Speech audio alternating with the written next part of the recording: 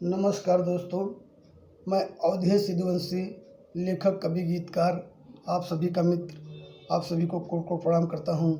और इस नवरात्रि के शुभ अवसर पर आप सबको अपना लिखा हुआ एक प्यारा सा भजन सुनाना चाहता हूँ, जो कि बहुत ही लाजवाब है।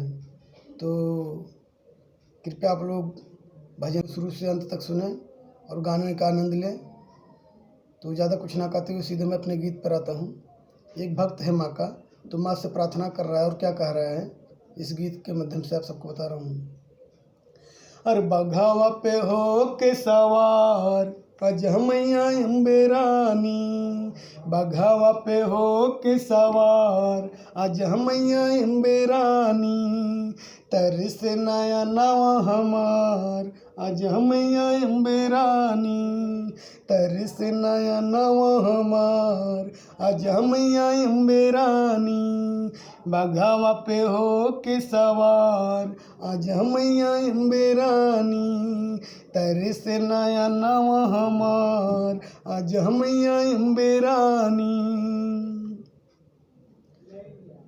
ओ हर साल माई राउर आइला दुआरिया, हर साल माई राउर आइला दुआरिया, दर्शन न पौले एको बार अजमैया अम्बे रानी, दर्शन न पौले एको बार अजमैया अम्बे रानी, बघावा पे हो के सवार अजमैया अम्बे रानी, तरस नया नवा हमार अजमैया अम्बे रानी, तरस नया नवा हमार अजमैया अम्बे रानी।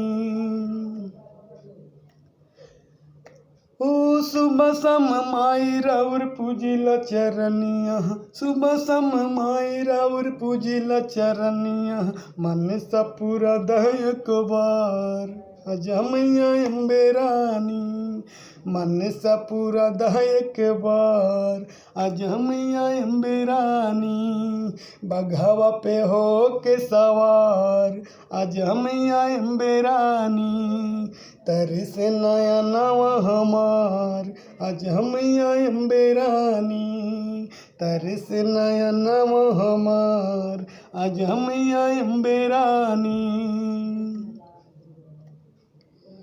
ओ सुबह सम माई राउर गाइला भजनिया, सुबह सम माई राउर गाइला भजनिया, दरस दिखा दहक बार अजमैया अम्बे रानी, दरस दिखा दहक बार अजमैया अम्बे रानी, बघावा पे हो के सवार अजमैया अम्बे रानी, तरस नया नवा हमार अजमैया अम्बे रानी, तरस नया नवा हमार अजमैया अम्बे रानी, तरस नया नवा हमार अजमैया अम्बे रानी, अजमैया अम्बे रानी, अजमैया अम्बे रानी।